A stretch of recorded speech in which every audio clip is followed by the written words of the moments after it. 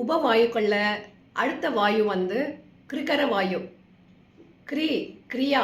இந்த கிரியை செய்ய வைப்பது தான் இந்த வாயுவின் வேலை. அதனால்தான் இதற்கு கிருகர வாயு என்று பெயர். நம்ம தும்முறோம் இல்லையா?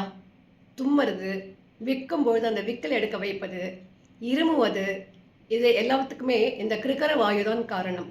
நமக்கு பசி, தாகம் போன்ற உணர்வுகளை ஏற்படுத்துவது இந்த கிருகர வாயு தான். இந்த வாயு சரிவர இயங்கும் பொழுது தான் நமக்கு வந்து பசிக்கும். பசி என்ற அந்த உணர்வு ஏற்படும். அப்பொழுதுதான் நம்மால் சரிவர உணவை எடுத்துக்கொள்ள முடியும். அதேபோல் தண்ணீர் குடிக்க வேண்டும் என்று தோன்றும் பொழுது உடலிலே நீர் தேவை வந்துவிட்டால் இந்த கிருகர வாயு தான் நம்மை அந்த தேவையை நமக்கு அது உணர்த்துகிறது. நாம் சென்று தண்ணீரை குடிக்கின்றோம். இந்த விதமான வேலைகளை எல்லாம் நாம் செய்வதற்கு உதவுவது இந்த கிருகர வாயு. ஆனால் இந்த கிருகர வாயுவிற்கு அடிப்படையாக பிராணனும் சமானும் சரிவர இயங்க வேண்டும்.